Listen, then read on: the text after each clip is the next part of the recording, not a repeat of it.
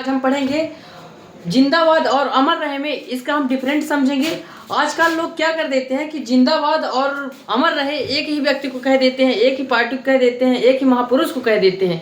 ये जरूर कंफ्यूज हो जाते हैं। तो इसके बारे में हम बताएंगे क्या होता है जिंदाबाद किसे बोलना चाहिए और अमर कैसे बोलना चाहिए, या जिंदाबाद किस स्थिति में बोलना चाहिए। तो हम देखते हैं जैसे कोई मृत्यु व्यक्ति है, कोई मृत है जिसकी मतलब मृत्यु हो चुकी है, उसके लिए हम अमर शब्द का यूज करते हैं, अमर रहे।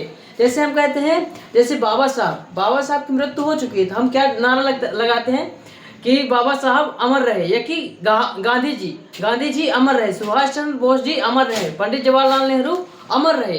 ये सब हम कैसे लगाते हैं जिनकी मृत्यु हो जाती है। ठीक है, ये ध्यान रखिए। एक इनके जैसे अम्बेडकर, मतलब कोई भी व्यक्ति जो वो मृत्यु हो गई उसकी, उसमें आप अमर का नारा लगा सकते हैं। ठीक है, अमर रहे क्या कहेंगे, अमर रहे। जो व्यक्ति मर गया है उसके जब नारे लगाए जाते हैं तो उसमें क्या बोलना चाहिए आपको, अमर रहे। और जब कोई जीवंत व्यक्ति होता है कि जो जीव है, यानी कि अभी भी वो जिंदा है, उसमें क्या लगाया जाता है, जो जीवंत है उसमें क्या लगाया, जिंदाबाद का नारा लगाया जाता है।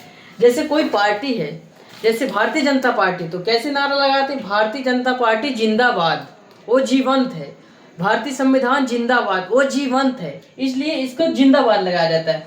जैसे राहुल गांधी को कह देते हैं, राहुल गांधी को अनुयायी कहते हैं, क्या कहते हैं, राहुल गांधी जिंदाबाद, मायावती जिंदाबाद, नरेंद्र मोदी जिंदाबाद। जो मतलब जीवित हैं उनको क्या लगाते हैं, जिंदाबाद लगाते हैं। जैसे कोई समाज सेवी हो गया, कोई समाज का सेवा कर रहा है, या कि कोई और लोग हो गए, डॉक्टर हो गए, इंजीनियर हो गए, कोई संगठन हो गया, जब संगठन का नारा लगाते हैं तो उसको क्या कहते हैं, जिंदाबाद का नारा लगाते हैं। ठीक है, और ये आप डिफरेंट समझ गए होंगे कि जब कोई व्यक्ति जीवित रहता है, या कोई संगठन जीवंत रहता है, या कोई पार्टी रहती है, तो उसको उसमें जिंदाबाद का नारा लगाया जाता है। जब कोई व्यक्ति मर जाता है तो तब उसमें लगाया जाता है अमर रहकर। ठीक है, आज के लिए इतना ही। Thank you.